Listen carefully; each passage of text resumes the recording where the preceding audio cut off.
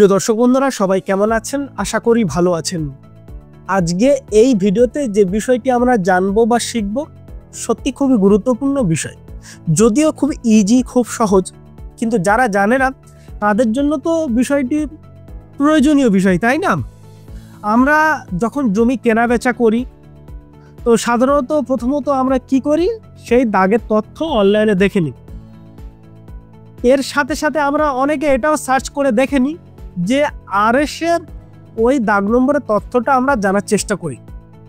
আর এই জায়গাটা আমরা অনেকে ভুল করে থাকি, কারণ আরএস তথ্য তোলার জন্য আপনাকে অনলাইনে পসিবল নয়। মানে আপনি কিভাবে তুলবেন, বিএলআর অফিসে অফলাইনে তুলতে হবে। তো আমরা সাধারণ মানুষ কি করি, সরাসরি অ্যাপ্লিকেশন করি না, আমরা কারোর মাধ্যমে সেই অ্যাপ্লিকেশন করি। সাধারণত ল ক্লার্ক বা মুহুরিদের মাধ্যমে অ্যাপ্লিকেশন করি।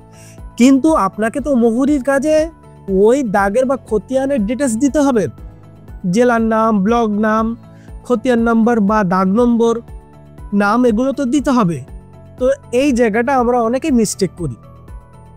বর্তমানে আপনি যে দাগটি অনলাইনে সার্চ করে দেখেছেন, সাপোজ মনে করুন দাগ নম্বরটি বা প্লট নম্বরটি হলো 220, কিন্তু আরএস পর্চা তুলতে হলে আপনাকে আরএস দাগ নম্বরটা অবশ্যই দিতে হবে। এখন যেটা 220 আছে, আরএস পিরিয়ডে যখন মৌজা যে ম্যাপ তৈরি হয়েছিল, যে খতিয়ান তৈরি হয়েছিল, যে দাগের তথ্য তৈরি হয়েছিল, সেই মৌজা ম্যাপের দাগ নম্বর তো আলাদা হতে পারে, তাই নাকি? হতেই পারে। তো সেটা আপনি জানবেন কিভাবে? বর্তমানে যেটা 220 এক্সাম্পল হিসাবে বলছি, সেটা আরএস এর 220 নাও থাকতে পারে, 220 থাকতে পারে, ভুল দাগ নম্বরও থাকতে পারে নাম্বার। তো সেটি আপনি খুব সহজে অনলাইনে আপনার মোবাইলে আপনি দেখে নিতে পারেন যে সাবেক পিরিয়ডে আরএস এ সেই দাগ নম্বরটি কত ছিল। আপনি চাইলে আপনার মোবাইলে আপনি সেটি দেখে নিতে পারেন।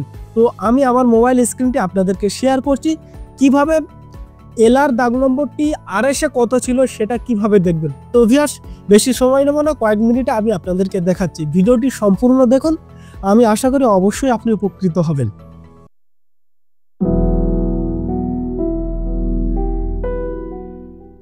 সর্বপ্রথম আমি ক্রোম ব্রাউজারে যাচ্ছি। ক্রোম ব্রাউজারে আপনারা এখানে এসে টাচ করবেন। আচ্ছা, এখানে এসে এই যে টাইপ করা বা টেক্সট করার অপশন আছে, এখানে আপনারা লিখবেন বাংলার ভূমি। এই দেখুন বাংলার ভূমি লগ ইন, বা শুধু বাংলার ভূমি লিখলে চলে আসবে। একদম প্রথমেই যাব, এইখানে টাচ করব land and land reforms and refugee relief and, এই যে ওয়েবসাইটটি আছে আমরা এখানেই টাচ করব। তো ভিউয়ার্স, এই হলো বাংলার ভূমির অফিসিয়ালি ওয়েবসাইটের home page. At first time আপনাকে লগ ইন করে নিতে হবে। ভিউয়ার্স, এই হচ্ছে লগ ইন। যাদের লগ ইন নেই, মানে সাইন আপ নেই, তারা কিভাবে সাইন ইন করবেন? আগে আপনাকে এই সাইন আপ বাটনে টাচ করে গিয়ে সাইন আপ করতে হবে। যদিও আমার সাইন আপ করা আছে, মানে রেজিস্টার করা আছে, তো সেই জন্য আমি সাইন ইনে টাচ করব। তো ভিউয়ার্স দেখুন, এখানে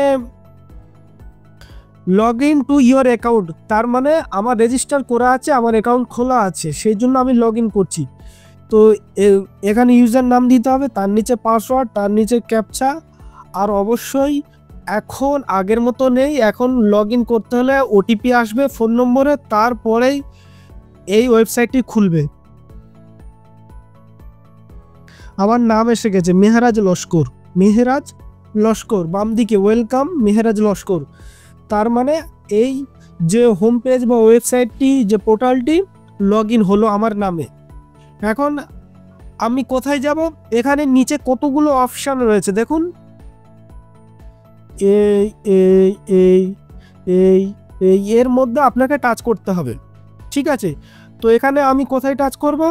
এই যে সেকেন্ড অপশানটি আছে এখানে, যদি এটি ডেস্কটপ মুড করলেন, এখানে সব কিছু অপশানের নিচে লেখা থাকবে প্রত্যেকটি অপশানের নাম কি। যেহেতু এটা ডেস্কটপ মুড নেই, মোবাইল মুডে আছে, সেই জন্য আপনারা এই লোগো বা আইকনটি ফলো করুন। এখানেই আমরা টাচ করব, বাম দিক থেকে সেকেন্ডটি। আচ্ছা, এখানে আসলে দেখুন online application, service delivery, online service status, GRN service, মৌজা ম্যাপ অ্যাভেলেবিলিটি। আচ্ছা, একদম নিচের দিকে দেখুন, নিচ থেকে 3 নম্বরটি RSLR ইনফরমেশন, ঠিক আছে। এই RSLR ইনফরমেশনে আমি এখানে টাচ করব। আচ্ছা, তারপরে এখানে ডিটেলস ভরতে হবে, ডিস্ট্রিক্ট, ব্লক, মৌজা। প্রথমেই আপনি আপনারটা ভরে নেবেন, মানে যেটি দেখতে চাইছেন। এখানে আমি একটা এক্সাম্পল হিসাবে যা ইচ্ছা দেখে নিচ্ছি। প্রথমে ডিস্ট্রিক্ট দিলাম, তারপরে ব্লক, ঠিক আছে, ব্লক দিলাম, তারপরে মৌজা দিলাম, মৌজা। আচ্ছা, এই জায়গাটা আপনারা একটু খেয়াল করুন। অপশান এখানে কি লেখা আছে? সাবেক দাগ থেকে হাল দাগ, ঠিক আছে। সাবেক দাগ থেকে হাল দাগ মানে কি? যেটা সাবেক পুরনোতে ছিল RS, আর হাল মানে নতুন, মানে LR।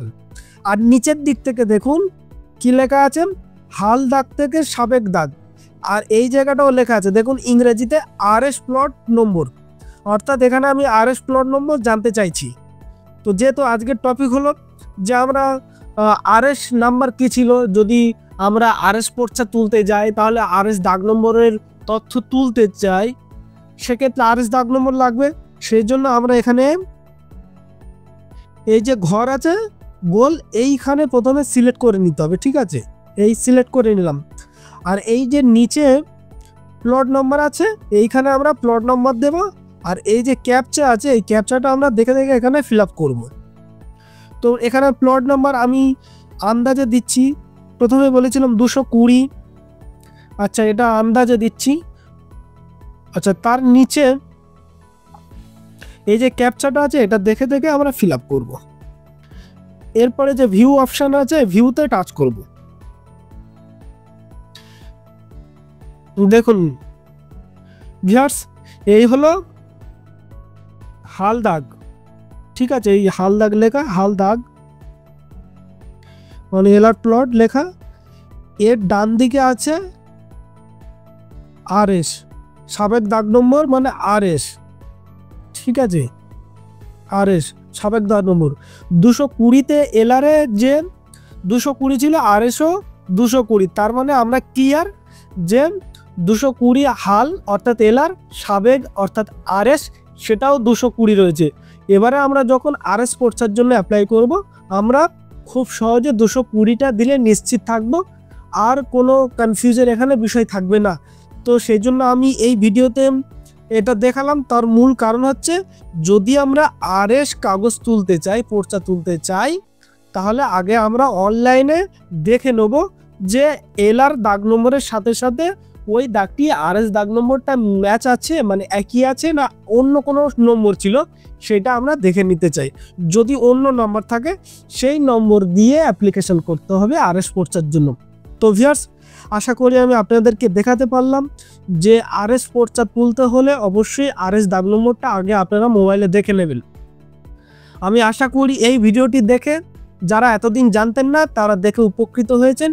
সবাই ভালো থাকবেন, সুস্থ থাকবেন। ভিডিওটি সম্পূর্ণ দেখার জন্য আপনাদেরকে অনেক অনেক ধন্যবাদ।